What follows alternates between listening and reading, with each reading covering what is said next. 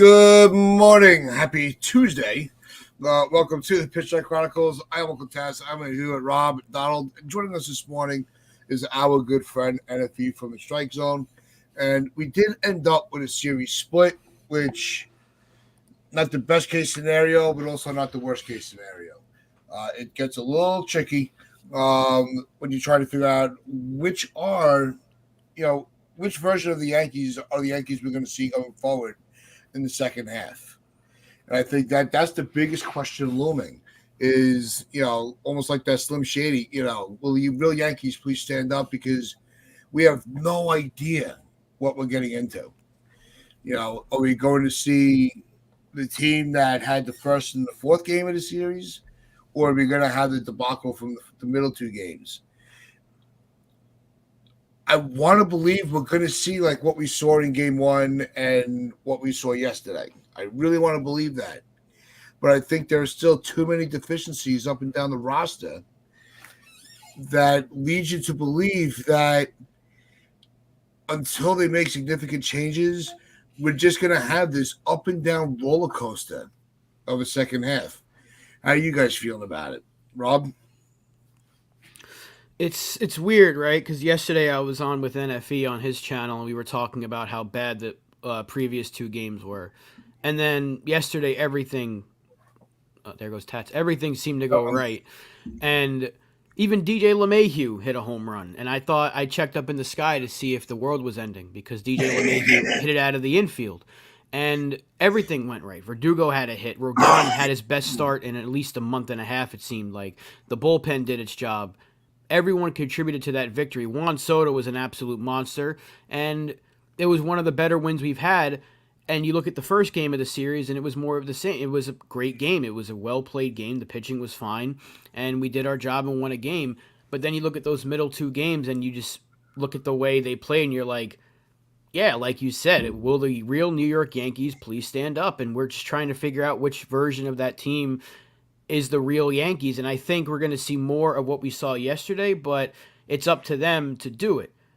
It's up to them. It's up to the players. We got to get more of that from DJ. I'm not necessarily home runs, but more line drives, more gappers. Volpe looked great yesterday. He's looked great all series. And if Judge and Soto are leading the charge and the rest of the guys are just hitting around them, then we're going to have a good chance of seeing more of that yesterday. And it's also going to come down to the pitching. Can Rodon go back to the way he was at the start of the season? Because if he's the guy we saw yesterday, great. We're not going to have many issues with the pitching. But if he's the guy we saw just a couple of starts ago, then we have things to worry about. So you're kind of like on this seesaw of emotion with this team right now. You're happy that we didn't get the series loss. You're happy that we ended up with the split. It was a great game. I'm glad you guys got to finally experience some offense live at the stadium together, and it's an enjoyable win. But now we need to see them stack them. Start stacking W's again like we did in the first half, and I think we can get over that terrible month and a half stretch we were on. Yeah, Donald, how you feeling? Better after yesterday, that's for sure. As good to see everything in the chat. Missed you guys. How is everybody? Good to see NFB. Good to see Rubino. I saw Uncle Taz yesterday. We had a blast of a time at the stadium. Tell you what, nothing better than going to Yankee Stadium. It's just pretty special. Yeah, I have to completely agree with Uncle Taz's statement there. Will the real Yankees please stand up? Because I couldn't say it better. That's exactly what it is. It's like the first game was great in the series. The last game was great in the series, but in the middle two was an absolute disaster. So it's tough to call. I guess the real Yankees are probably a little bit in between. I think that's probably what it is. I think they're just a little bit in between. And there's some serious work that needs to be done at the trade deadline if they want to go where they need to go. I'm pretty confident of that. They have some serious work to do in order to really compete because I don't think you can survive playing this kind of 500 ball for a long stretch because that's kind of what we're seeing. We're seeing a lot of losses that we shouldn't be seeing. But we finished on a high. Let's see if we can carry it on because generally the Orioles series was really good and the Rays series was solid. So, I mean, those are two really typical matchups, and we did fairly well. So maybe that's a positive as well. Yeah, and we're gonna get NFE's opinion here. And if you don't know who NFE is, well, most of you already do because of this community and how tight we all are. But if you are seeing him for the first time as he gives his opinion, make sure you check out his channel and hit that sub button for him over on the Strike Zone. So NFE, how are you feeling after this series? Yeah, and real quick, I joked about the DJ LeMahieu hitting a home run. Rob was there with me. Sure enough, he hit a home run. I'm like, are you serious? I was just joking, but okay, DJ, he must have heard me. I don't know. But as far as the series goes, it was, we saw two different Yankees, right? We saw two different teams. We saw a team that can hit, that can strike batters out, that can score runs. And there's other games where it's like they forgot how to play the game. As far as, which version of the Yankees we're going to see, I feel like we're still gonna see both versions. I feel like there's gonna be games where it's like they don't know, they forgot how to play the game. Then there's gonna be games where they are just lights out. They're just shutting other teams down, and especially with the way this month's gonna end, right? Because they have the Mets starting today. After the Mets, they're gonna go to Fenway, play Boston, and then they're gonna end the month playing against the Phillies in Philadelphia. So I think we're still going to see this back and forth Yankees team. I think the team will be better once they get some of their injured players back, and once hopefully they make some good trades at the deadline. They get some effective players that are going to help this team win. August will determine what this team is going to be like. I feel so. I think August is going to be a test, but I think July. I think we can still expect them to be this back and forth of like, one day they're good, one day they're bad. I feel like in a lot of these games, depending on how the first inning plays out for the Yankees, it kind of determines their outcome. That's how I've been feeling, because if they have like a bases loaded in the first inning and they get into a double play or they don't score any runs, I'm like, okay, I think we can tell where this game is going to go. So I feel like that's how it's been over the last month and a half. Yeah, I don't. When you're getting into the Mets series with the Phillies, you're like, all right, now they're going to be playing playoff teams. But realistically, with the exception of a handful, every series is going to be a playoff team because everybody's in it. So that's why, last week we talked very highly on the urgency of these players to get their shit in gear. Because you can't keep giving these games away. Boone has to be a little more strategic in setting his lineups up. And Cashman has to have a sense of urgency going into the trade deadline, because you cannot just sit pat and just let everybody just run circles around you. Your job as the Yankees, the aura and the history, the tradition, you're supposed to be running circles around everybody else and have them scrambling. And over the last few years, it's been the other way around. So that's why going into the series, I said that this race series coming out of the break was as important as it was, because if they were making the announcements that they were going to, they're willing to listen to calls on their players, the last thing you want to do is have a team feel like they have hope. So that's why I wanted to make sure. Donald and I, we were talking about this on the train. We were talking about this with a couple of people at the stadium. Shout out to Dave. We were hanging out with him at the Hard Rock. Great guy, new sub to the channel. So if you're listening, good morning to you. But I mean, it's one of these situations where you just have to just do your job. Because I think one of the biggest problems, one of the biggest deficiencies on this team in the game is hitting runners in scoring position, especially with bases loaded. Right? The other deficiency is anytime we have a hot hitter, we put him in a leadoff spot and we pour ice on him. So do we have a leadoff hitter? No, we really don't. Volpe can be. We're hoping Dominguez will be. But there's too many. We can't have all these question marks around these guys. I think the Volpe leadoff conversation needs to go away for the time being. Maybe in the next year or so you might think about it, but he looks so much more comfortable in the middle of the order. He His does. swing was back to what it was the first couple of weeks. So we don't have a leadoff hitter. That's the thing. Ben Rice is not a leadoff hitter, and I said this on NFE show yesterday. I would much rather him be behind Aaron Judge, but you saw Austin Wells pretty good backup to Aaron Judge right now because he hit another home run. He's actually had a really good season. Now he's getting more playing time. His numbers have looked a lot better. His weighted runs created plus has jumped over 100. So it's nice to see that, where the league average for catchers is like 93, I think. So he's well above the norm for catchers. So his bats come around with the playing time, which we all said would be the case. And it seems like for now the Yankees have their answer at catcher, but they still don't have a leadoff hitter. So that's probably what they attack when it comes to the deadline, is finding that leadoff hitter. To Stanton coming back's not a leadoff guy. Birdie would be, but he had the setback, so you can't rely on him. It ain't DJ, it ain't Volpe. They tried Verdugo for a day, and they went away from that. So if Renjifo's healthy, he would fit that mold of a leadoff hitter. Hopefully he gets healthy by the deadline and the Yankees can swing a deal for him, because a lot of teams are going to want him. They might have to push and just see how his health is by the time he gets to the deadline, which is in a week from now. So the clock's ticking. So they really do need to get a leadoff hitter because they just don't have one. I was going to say Renjifo is resuming baseball activities. So that's some good news right there. And then real quick about Volpe, to Rob's point, in the series against the Rays, he went 6 for 14 with 3 extra base hits. So that is great from Volpe. That's some great numbers from him.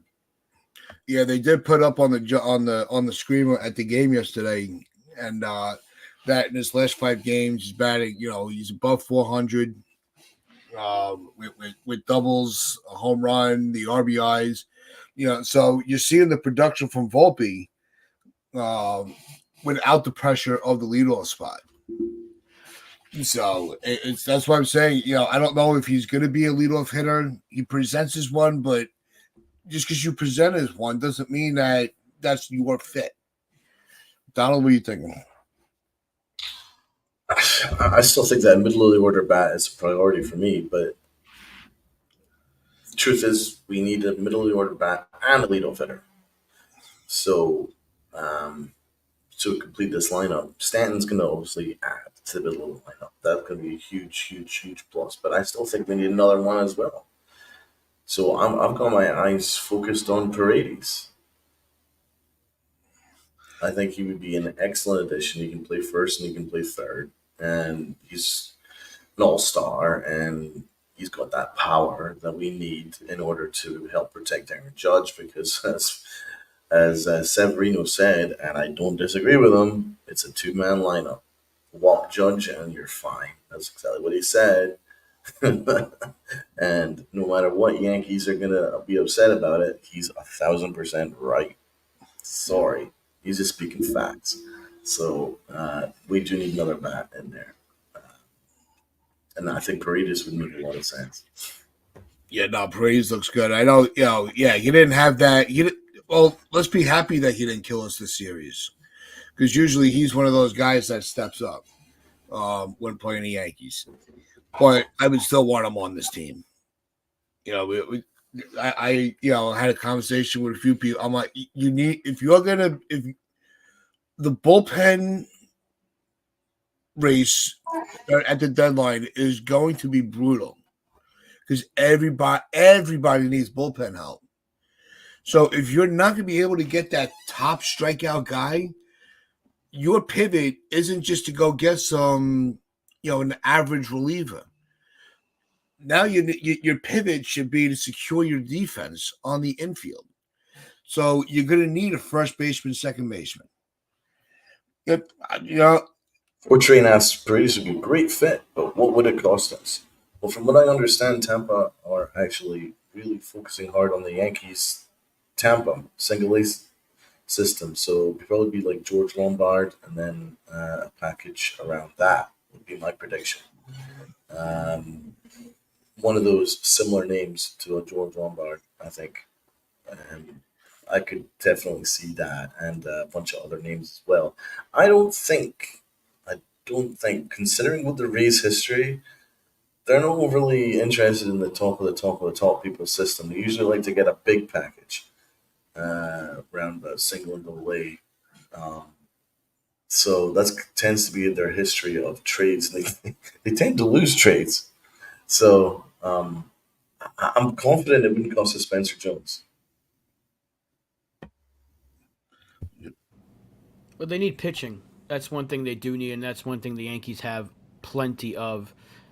If you don't have to give up Jones, that'd be fantastic. If Yeah. you give up one of Arias or Lombard, I'd be okay with that. I'd even be okay with Spencer Jones going in that trade. I said that the other day. The Yankees need a bat like Paredes in the middle of this lineup. They do. If they're serious about this and they want to make sure that they're showing Juan Soto that they're serious about this, they got to go all in. They got to push all their chips to the table, and you're going to have to make a trade that's a tough pill to swallow. If you can get a bat like Paredes, I don't know if there's another bat out there that would be an impact like he would. You can say maybe Jazz Chisholm. I don't think that's the case. To me, the guy is Vlad Jr., but I don't know if he's available, and I doubt he's available. So if the Rays are making Paredes available, I would try to go get him. See what the deal's going to take, and go get that guy because he can play, like you said, Donald, multiple positions. I would stick him at third because I do not want to see DJ LeMahieu every single day. I don't care about his home run that much. I don't want to see him every day. He had his best game of the season yesterday. We'll see where it leads to, but they need a third baseman. They need someone that can put in the middle of that lineup, and he would fit that mold. And I'm going to keep banging the drum of Vlad Jr. just because I haven't heard anything that says they aren't shopping him, but I'm just going to kind of leave that out there as a wishful thinking type of trade because he would be perfect to put in this lineup behind Aaron Judge. Because guess what? You put him behind Judge, you ain't pitching around Judge anymore. And that's dangerous. That's a dangerous trio. And then imagine when Stanton's healthy. You're talking about an absolute murderer's row right there. I think that's more of a priority for me. Let's pick on Fortune's comment here. The Dodgers just outrighted Jose Hernandez. He's pitching the high 90s with white bat slide. I think he should make a play for him. He's also pitching to a 3 ERA. All sounds really good. What do you guys think of that? And why was he outrighted in the first place? See, that's my first question. What was the roster move that led him to be outrighted? Also, keep in mind too, they did DFA James Paxton, so because they're gonna activate Tyler Glasnow and Clayton Kershaw, if I'm not mistaken. I mean, I think Rob, you could probably correct me on that one. Yeah, I heard something about those two names, so I think that could have been the reason to make room for those guys. Yeah, they're waiting on Glass now. And they also, I think, was it Joe Kelly they just activated recently? I think it was Joe Kelly that came back. So they had several injuries, and Glasnow's another guy, and they're also waiting on Kershaw. Mm-hmm. I mean, if you can go get him, I would take anyone from the Dodgers because their pitching is good. I know Ferguson didn't really turn out that well, but his numbers were okay when we got him.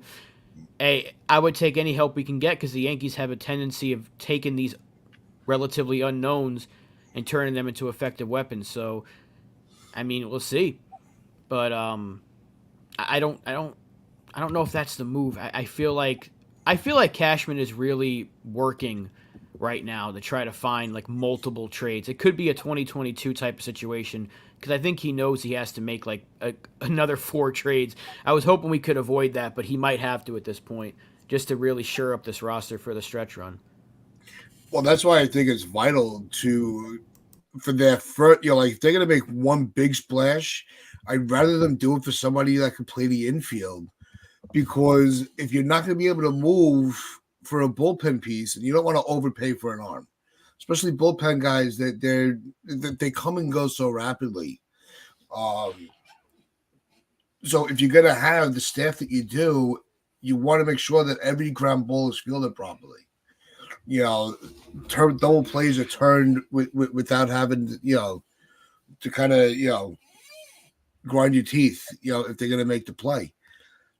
And that's the only thing. If I'm going to get rid of any of my top guys, I want somebody that's going to be an everyday impact.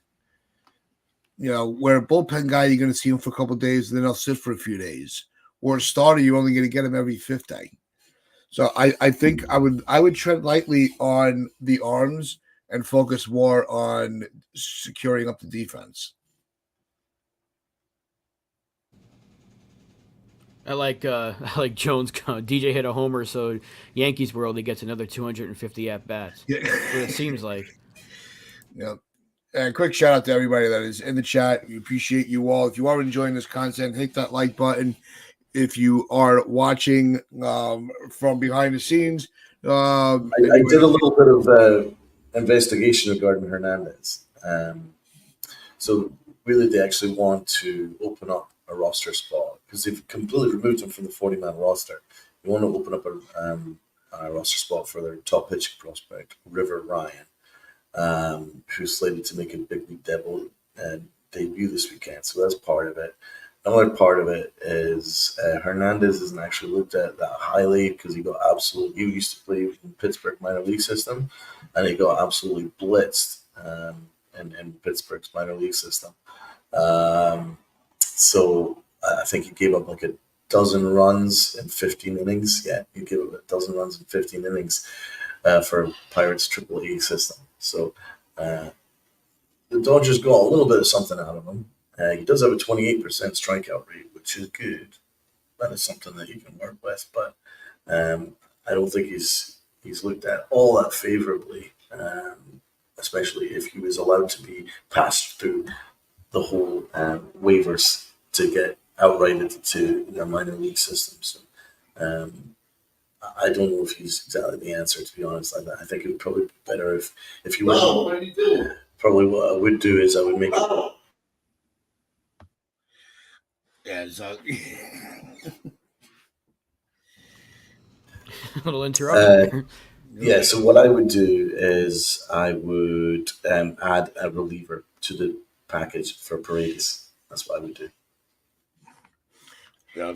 And I know, NFP, I know your time is limited with us this morning, so I want to throw it back to you real quick on what your trade expectations are. Not what you think the Yankees will do. What do you prefer that the Yankees do to help you feel better about the second half? I mean, yeah, no, it's all good, man. They need a bat. They desperately need a bat, particularly for third base. They need to get a bat that can play third base. Second base is a need as well, but I mean, I was thinking the Yankees could still, and it's probably a stretch, I know, but they could call it Vivas or they could call it Peraza, right? I mean, in place of Torres, because Torres he's not cutting it. He's just not. It's just plain and simple. I don't think they're going to. I don't think they're going to trade Torres. Because there's no value in trading him. They're not going to get any value back. I mean, he's just not a guy that you can play every day. Unfortunately, I hate to say that about the guy, but he's just not. This season he's just not making it happen. I mean, he's terrible at the plate. He's leading second baseman with errors right this season. What is it, like 12 or 13 errors right now? But I think the most important thing is they need to address a bat and that third base. All right, as far as the trade goes. I wouldn't mind, people saying Paredes. I wouldn't mind Rengifo. I think Rengifo would be a good addition to the team. It would be it would be an immediate upgrade over DJ right now. So, the bat is going to be the most important thing, and they do need to address the bullpen. The bullpen certainly needs to be addressed. So. But they have to address. They got to get a bat first. I think that's the most important because the pitching. Because it's clear the offense is very inconsistent. There's games where they don't know how to hit and they have runners in scoring position and they don't do anything with that. So, yeah, they desperately need a bat. I mean, they need a bat or two, but I could see them getting at least one. So. But third base is what I want them to go after. And you're seeing CT Cards is throwing it in there. A couple other people saying that they don't see that. They think Torres, that teams are calling, thinking they could fix him. Take him. Just see what you can get. Rob said, he goes, we know we're not going to get, a top guy for him, but if you can get anything that you could, for a guy like Torres after the way he's been playing, I think you have to jump on it. Even if it's for a low-level guy, you could develop through your own system. Rather than just having him walk away after all this the emotional investment into him, at least get something tangible back. Yeah, there's no need for Gleyber Torres at this point. He hasn't played well. He had another error the other day, which led to yet another run. His bat has been non-existent. His hot stretch was like a few games. I don't know how much more you can go on with this guy and put him in the middle of your order and be like he'll unlock it. We'll get him going. They're saying that about too many players right now. You can't have the same excuse for like three different guys. Verdugo, Torres, and DJ are all these black holes in the lineup that, yeah, they might have one good game, but is it going to lead to a good stretch, which it hasn't. So if you can get anything for Gleyber Torres, you do it. And you call up Vivas, and you can still make a move for another infielder. I saw Joan bring up Brendan Donovan. If the Cardinals would trade him, I would take him. I doubt the Cardinals are going to trade him, but I know they need pitching. Is Nestor Cortez really the answer for their pitching? I don't think so, but then again, 2 years ago, I didn't think Montgomery was going to get traded, and they ended up trading him. So maybe anything's possible, but there's options. That's what we've been saying this whole time. They're just going to have to get creative, and Brian Cashman, to his credit, got creative this offseason, and he made some big moves. I think he's been, for me at least for 1 year, he's been given the benefit of the doubt to let me just wait and see what he does, because I know he knows he's got to make moves. I think Hal knows they've got to make moves, so he's got a week to make it happen. There's names out there that could be had, and he can definitely recoup some assets by trading away a couple of guys like Nestor and Gleyber. You can get something back for those two, and it would help soften the blow of the prospects that you're going to have to give up in some of these trades. Because if you're getting a big name like Jazz Chisholm or Tanner Scott, or a package of Clevenger and Paredes from the Rays, it's going to cost you a lot of prospects. So if you can move a couple of your major league guys to get prospects back, it'll help soften the blow a bit. Yeah, and I think that's what it's got to come down to is, kind of making sure that they do something. You don't sit back idle and do nothing and be like, well, we tried. No, you didn't. They can't have a trade deadline like last year where we were sitting and we were one of the last teams to even do anything. You see all this movement and you go, next thing you know, you're digging at the crumbs at the bottom of the chip bag, because all the good chips were already taken.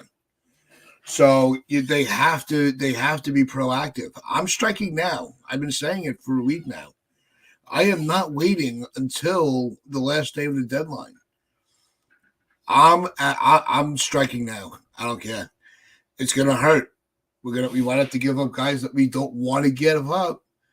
But if we're gonna get somebody like a Paredes, and I know Chris Cancel was asking why the Rays would do that, they're the ones that put the name out. It's not like we picked it out of the hat.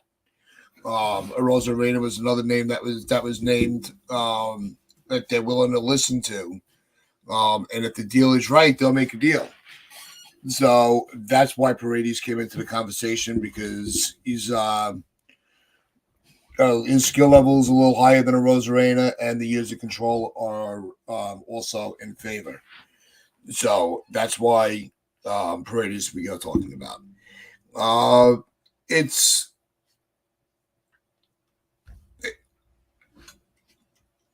if they're going to need pitching, I mean, what are names that? What names are we comfortable with just passing? Just saying, okay, because we know how the Rays are with their arms. They're like miracle workers with pitching.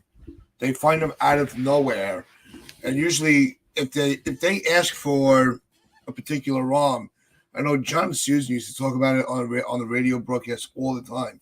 If they call for an arm, you better reevaluate which arm you're giving up, because they're seeing something that you missed.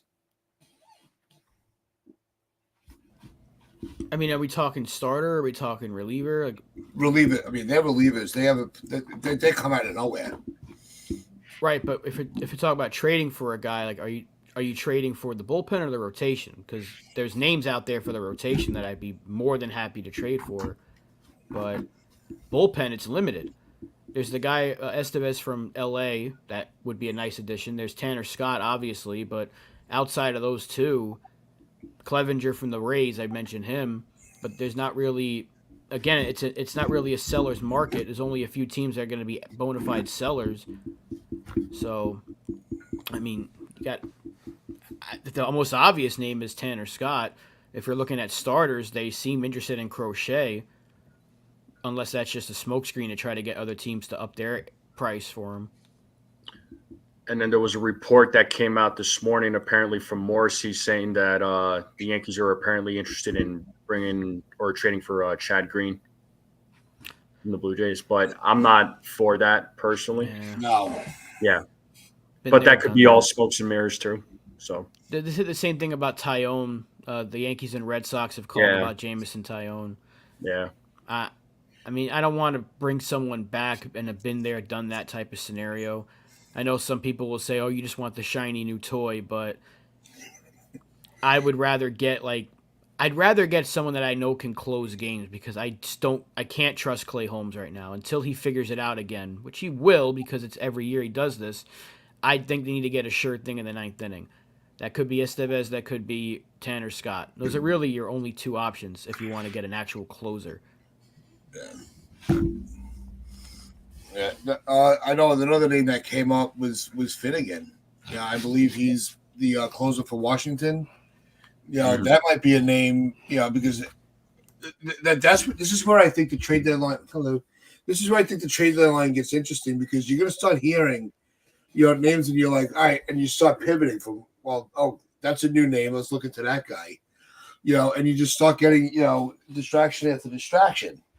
I just walk on through. There you go. So, but it's how do we feel about Finnegan? Is this a name that piques anybody's curiosity?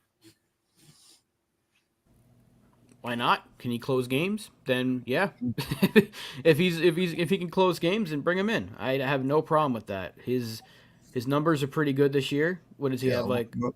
He has 28 saves. I mean, hey, if that guy's available, go get him. He's a strikeout pitcher as well, which we know Clay Holmes isn't. Yeah. The one thing is I'm looking at a Savant page right now. He doesn't have the greatest ground ball rate, but he does have extension, which the Yankees do like, and he's got very good fastball velocity. So those are two things the Yankees really, really like is velocity and extension.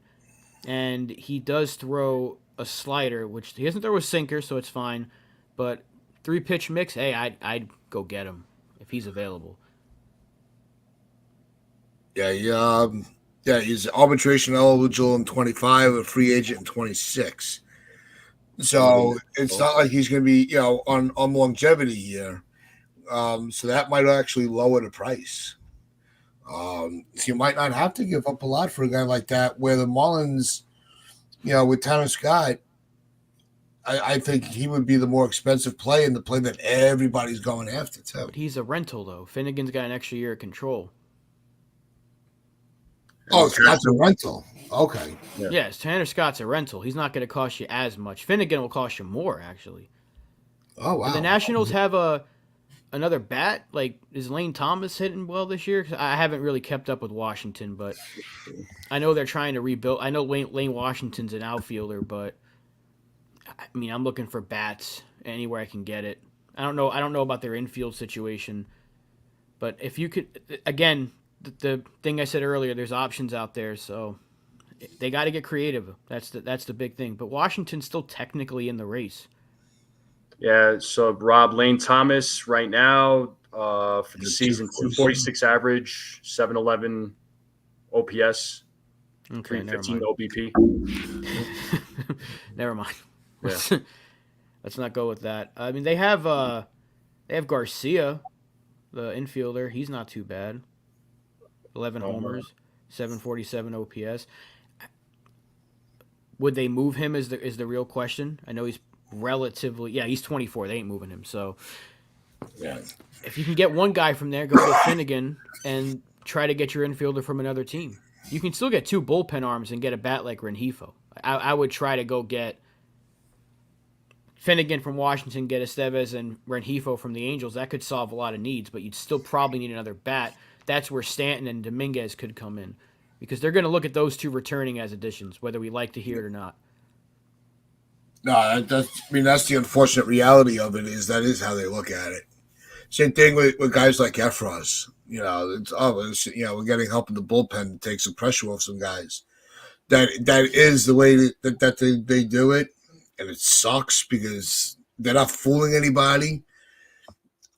But when you get a guy like Efros who really he hasn't thrown, he still has.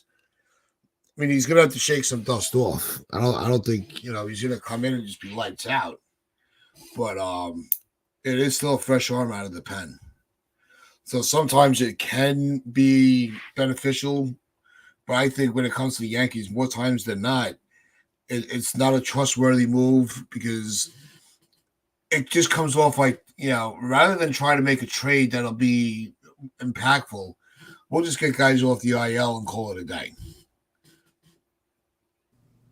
I think they'll do both. They'll rely on some of those guys coming back, like Poteet and Schmidt. Those are 2 very, very needed arms.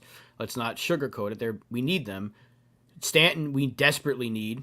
The second he left the lineup just became a 2-man group. And now with Volpe hitting better and Wells coming into his own, you put Stanton back in that lineup, it becomes a lot more deep. And if you might only need to add 1 bat, and then the eventual return of Dominguez would help a lot. So just wait. I know. I'm not expecting a move tomorrow. I'm not expecting a move in the next 2. I'm expecting them to wait until the deadline. They're gonna wait until Stanton's healthy, and then they might reassess what they need and how injury progress is going for certain players. But I do think they're gonna make at least 3 moves at this point because they need to. And no, Jared, you didn't kill the chat. That was funny. Stay in his lane. So that was a good one on you. Anything? How much more time do we have with you? I just got a couple more minutes. But next time I jump on, I'll promise to stay the whole show. But I got a last minute phone call, so no, you're good, brother. So, before we do let you run off, what are your final thoughts on the deadline and the Yankees going forward? Listen, knowing the Yankees and the deadline, we talk about all these names, but then they go after a name that we never even heard of or even talked about. So I would say don't be surprised if the Yankees go after or get someone that we never even heard of or even expected, right? Even if it's a player that we've heard of or that we didn't talk about, the Yankees get that player, right? They trade for that player because they have been known to do that. So all I got to say is that hopefully they know what they need on this team. Hopefully, they're watching the games. They got eyes on the game. They're not going to. I mean, Cashman's not going to come out and say, "Here's the player we're going to get." Because he's not going to put his cards out there, right? So, yep. But he has. I mean, in his most recent interview out there in Tampa, he said, that they're gonna be open. And he acknowledged what's going on with the team. He's not, obviously he's paying attention. He's not blind to it. But I think this trade deadline there's gonna be moves. I do agree with Rob that I think there's gonna be 3 moves that are gonna be made. I don't think it'll be more than 3. As far as last year's deadline, I see Jones' comment here. So there was reports saying that Cashman had 3 trades lined up, but he got overruled by Hal.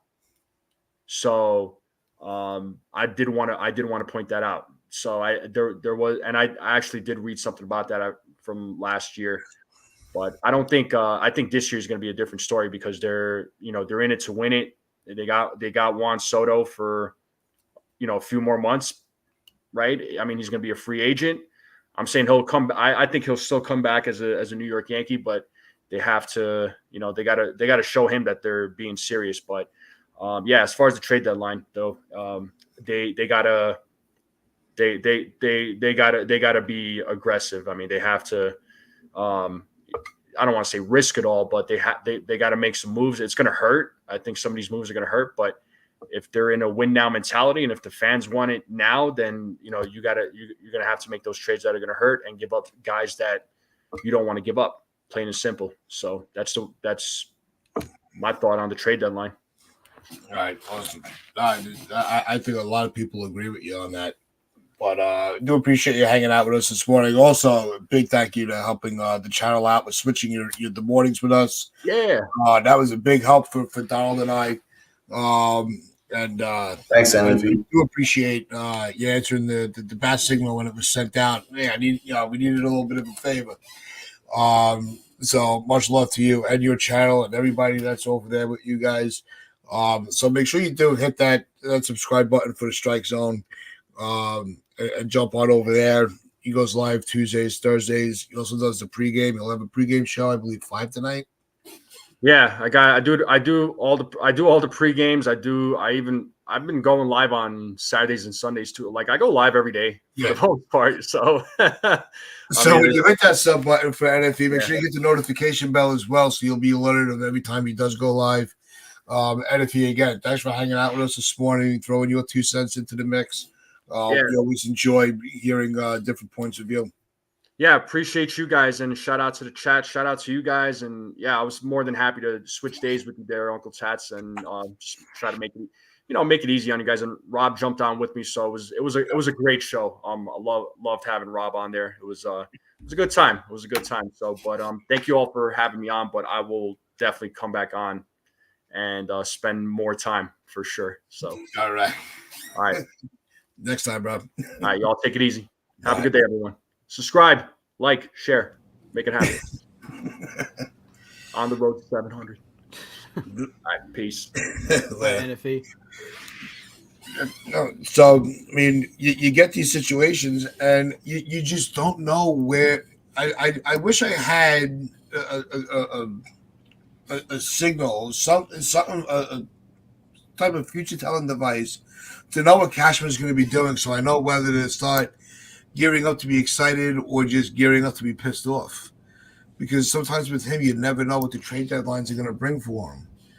You also, to keep in mind, and we're going to get to the awards in a minute, the other thing to keep in mind, just because we don't make a move doesn't mean he didn't make the phone call.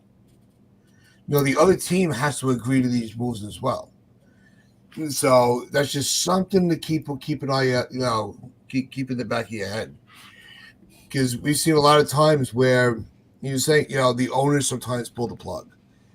It was the owner that pulled the plug on the Torres deal with the Marlins last year at the last minute. Where Kim Ang had everything lined up and the owner stepped in and says, "No, I don't want that guy. I'd rather have this guy," and that killed the deal. So it wasn't for a lack of effort from Cashman. There's two sides to the trade, and so let's just keep that in mind as the talks keep going and the pressure builds. But it is now time for Donald's Awards.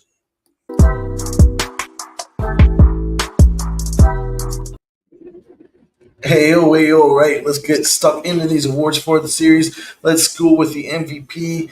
I think it's pretty easy for me. I'm going to give it to Juan the Soto. Rob, what's your MVP? Juan Soto. Pretty easy choice. Fantastic series. Yeah, it was Soto. He was the guy, well, one of the guys, because a couple of my guys did step up. But it had to be Soto. The two home runs yesterday to secure the win and make sure that we just had that in hand was. I don't think that ball landed yet. That was a moonshot. 2 home runs, Little League home run, ton of hits, ton of RBIs. He did everything. So yeah, that's the MVP. Let's go with a low key. Start with Uncle Tats. The low key, I have Volpe. I pointed out some of his numbers earlier. I think we're starting to see the turnaround with Volpe, as long as, and I actually agree with Rob, as much as I enjoyed him in the leadoff spot, I think having him in the 5-6 hole is kind of letting him stay a little more relaxed and a little more confident. I have Volpe as my low key.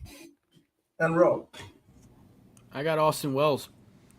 I think both Volpe and Wells had great series, but Wells, you could not get him out.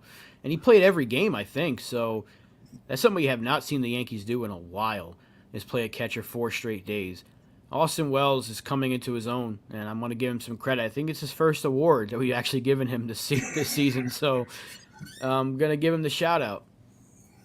Yeah, same for me. I'm giving it to Wells. I give him quite an optimistic grade. Yeah, few people are saying Wells. Most people. I give him quite an optimistic grade at the midseason awards because I thought that he has actually played very well in limited time, and now we're seeing him play every day, and he's looking great. So yeah, he's the low key MVP. He's never out. Never saw him out, and it looks like the fans agree. So look at our fans. The fans all agree that Wells is low key and Soto is the MVP. So that was nice and easy. Let's get to the clutch award. Let's start with Rob. There really wasn't a clutch moment, but because both of our wins were kind of just beat them up a little bit. So I guess I'm gonna double up on this guy, Carlos Rodon. He stepped up in this series when we needed him. His last few starts have been bad, like straight up bad, and he came through when we needed him to, because this was a big game. Had we lost this series, this could have been pretty big downward spiral we were heading on again. I'm going to give this to Rodon. Lots of votes for Rodon, actually. Nosebleed, Jared, Lou, they're all very much in your camp there, Rob. Uncle Tats? I have Wells as my clutch. And it wasn't for a specific moment, but I think the way he stepped up with Trevino being out, having to be the everyday catcher, and after Boone made the statement, I don't want to put him lead off because I want to focus. I want him to keep his focus on the pitching. The next game, in classic Boone style, there he is in the cleanup spot, and it just didn't seem to face him. Whatever they threw at him, whether it was from our own management or the other managers' pitching staff, I think Wells really stepped up as playing every day. You said same catch of all 4 games. The pressure of it did not seem to affect him at all. And so that's why he's going clutch for me. The clutch award for me, I mean, there's a couple of candidates. Shout out to DJ LeMahieu for his first home run since dinosaurs roamed the earth, since Napoleon ran France. I mean, that was last time DJ LeMahieu hit a home run, so that's pretty good. So I think we could maybe give him the award. No, I'm going to give it to Aaron Judge for that 3 home run to stop us from getting shut out. That was a really dismal day, but he made it interesting.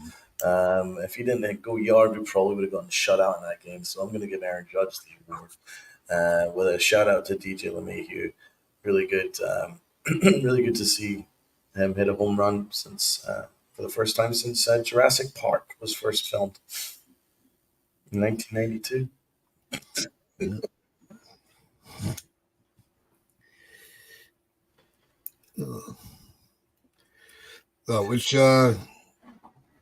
Which award are we on now? So let's get to the pitching award. Some good candidates. I'll probably give it to Rodon for me. Rob? And I said I was doubling down on Rodon this one, so Carlos Rodon. Yeah, I had Rodon. When we saw when we got to the pitching matchups for the series, and I saw he was pitching yesterday, where Donald and I were going to the game, I'm like, oh fuck, Right. what are we in for here? But hey, the dude delivered for us. It was like we kept looking up, like he's still in the game. He's still in the game. He's still in the game. He really took the pressure off the bullpen. He made it look easy. And exactly, that's not an easy lineup. No. The Rays are not a pushover team. Rodon definitely he did his job to make sure we did not lose the series. and we did not. So he Yeah, gets the shot. I think that's fair. It looks like everyone in the chat agrees. Stevie B, Joan, Nosebleed, Jared, CT. Yeah, it's everyone's there. Sneal says Cole and Rodon. Let's not forget about Cole for air.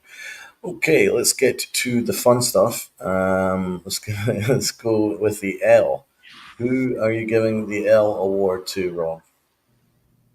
Gonna give it to Nestor Cortez. He's ran his mouth on Twitter, right? Try to fire up the fans and try to fire up everybody, and then went out and got absolutely lit up. Didn't back it up at all. So take the L, Nestor. Oh, Sorry. Cortez's ass. Uncle Tats. Now, I had the L going to the umpire yesterday, who needs an eye exam, because that third strike on Rice was so out of the zone. We actually screenshot the on the at bat app, and we zoomed in to see. I mean, it was bad. If the bottom of the zone was there, the ball was there. Yeah. Yeah, and it could have been, Siri for being an asshole. That's a good one, Joan. But no, I think the umpires, they got to be better with these ball and strike calls. It wasn't even like it was borderline, where it was like, all right, it could have been called either way. No, it was obviously out of the zone, with the bases loaded. And so that could have been a turn of events that went against our favor. Fortunately, it was not the case. The umpires have to do better. The umpires get the L. I respect Siri. Siri's awesome. If you hit a home run, do what you want. That's what I view as. Yeah. If you don't want to give up a home run, pitch better. So I don't have an issue with Siri. But there's some good candidates. It looks like everyone's kind of going with Cortez. But my L is going to probably be Verdugo. I think he was 1 for 18 the last time I've spoken to you guys. One for 18 since the last time I spoke to you. That's absolutely ridiculous. The other candidate would be Gleyber Torres, because he's just. I mean, this is a weekly award for him, but I'm going to give it to Verdugo. I think he's been in the middle of the order, and he's been giving you absolutely nothing. And now it's time to start paying attention to it. He's been freaking god awful for months now. And it sucks because I really like him, but he's been absolutely trash. So he gets the L award for me, and the fans are all going to Nestor. That's fine. CT card does say Verdugo, don't even get me started. That's hilarious. So let's get to the Aaron Boone rating out of 10. Should be interesting, Rob. I don't think Boone had any wrong moves. But again, you split a series. I'll give him a 6. I'll give him a 6. 6 out of 10. Uncle Tat. Yeah, I actually have the same grade. I don't think I wanted to penalize him for, again, with Wells. No, we're not going to put him in the cleanup spot. And he was trying to dismiss that whole thing, and then there he is in a cleanup spot. But it served Wells well. And I don't think he really made any decisions where it was like, come on, what are you doing? I mean, you can't bench for LeMahieu and Torres in the same game. So you have to kind of pick your poison of who gets benched. I don't think Boone really did anything egregiously bad. So I'm going to give him the benefit of the doubt on the 6. That's the standard that we're setting here at Yankee Stadium. He didn't do anything egregiously bad, so let's give him some positive. But you're not wrong. That's exactly what it is. He didn't do anything egregious. I'll maybe give him a bonus point for the fact that he benched Torres for the last game and give it to Ozzy, and Ozzy played well. So maybe give him props for that. I'll probably give him. Well, we lost 2, we won 2. I'm giving 5. 5 out of 10. Right down the middle. And see, the fans are kind of in between 5 and 6. It's probably fair too. Let's go with the final awards. The fun award. The Aaron Hicks Award for the worst of the worst of the worst of the worst of the worst of the worst of the worst of the worst of the worst of the worst. I absolutely cannot stand that man. That man is an absolute danger to society. That's what I view Aaron Hicks as. So let's go with the Aaron Hicks Award. My Aaron Hicks Award will be Nestor Cortez because he is flat out ass. Ass on toast. Burnt ass on toast. Nestor Cortez. Uncle Tats. Nope. This is where I save the ammunition for Nesta. You cannot run your mouth on social media the way you did with the home record that you have and just fold like a cheap suit like that. That was you lost all your credibility with me with your trash talk. I don't want to hear it anymore. You're done.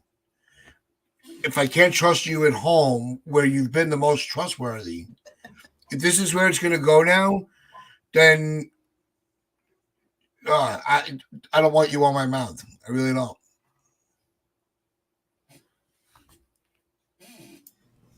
Tats' mound. He owns the mound at Yankee Stadium. Mine is going to be the lineup combo of Gleyber Torres and Alex Verdugo, hitting back-to-back every day, apparently, and constantly not coming through. The first inning of that, I think it was the third game, where we had the bases loaded, and they both did jack shit, right, one after the next, and they have some of the worst at-bats right after each other, and we need them to come through. Those two hitting back-to-back is an absolute black hole, and, yeah, they were terrible this series. Absolutely terrible. And they always seem to come up in big spots. That's why I did not want him anywhere near Aaron Judge in the lineup. And the same with Gleyber Torres. They just did not come through. So they get my Aaron Hicks Award. Good call. That's another L on Aaron Boone, though, for putting them together. That's why I didn't give him a 7 or an 8. Yeah, and I know everybody wants to get on Siri for the way he jogged around the bases. Like Donald said, a few moments ago, if you don't want to see it, throw a better pitch. Yep. We're all screaming how we want to, they want to bring excitement to the game, but when they do make it exciting and they kind of, boast themselves a little bit, we get all pissed off. You're like, oh, it's taking too much time. Meanwhile, you're the one that wanted the pitch clock because you want to speed things up. So it's like, yeah, it's. I don't think it's a waste of time. I don't think it's. Look, I have no issue with Siri dead. I really don't. This is a division rival. It might not be the rival in the division with Boston, but we are still fighting with them in the standings. If they get one over on one of our pitches, and the way that Rodon was pitching, he was killing them. So Siri was able to square one up and hit it out of the park, and he wanted to kind of, come off as a little intimidating, and boast a little. Let them do it. If I could say it, that says something. Exactly. The Yankees have 99 problems, but Siri's home run trot ain't one. Yep. Exactly. Soto did the same thing. So are we going to get mad at Soto too for doing it? Because you can't be like Siri's a clown and then be like, see, that's why we love Juan Soto because he got back at him. Because then you should hate what Soto did. I think this is Jonathan's trademark. Every time he comes in at the end of the show, what did I miss? The whole thing, Jonathan. You missed the whole show. Only the whole show, Jonathan. So you might want to watch it back. Yep. And it's one of those, Siri has not had the most consistent season rather. We were looking at his numbers on the book, like he's home run or nothing type of guy. So that's his only chance to actually touch first base. Let him enjoy it. But I don't think it's that big a deal. I really don't. We with the whole, we want to make the game more exciting, but then we get annoyed when people make the game more exciting. And just because it wasn't your team that did it doesn't mean that it's wrong. Yeah, as a fan, you want to get aggravated that they were they were kind of strutting on your field. Yeah, boo them. But don't say that he's a clown because of it. Because people do the same thing if we were in Tampa. So, we'd be pimping a home run. So what's our just schedule showing for it the up. rest of the week, my guy? What happened? What's our schedule for the rest of the week? We will be back tomorrow morning, and we will be breaking down the with the Yankee game, going with the Yankee and Met game. Also, just in case there are any more updates on the trade rumors, any new names coming out. So we will be doing a brief show tomorrow. Won't be as detailed, obviously, going back-to-back days. And then Friday will be your regularly scheduled program. So make sure you do tune in to that. So with that being said, make sure you hit that like button, hit that sub button, share this out with your friends, your family, the stranger around the corner. And as I always like to say, with those pinstripes of pride, and play hard. See you next time.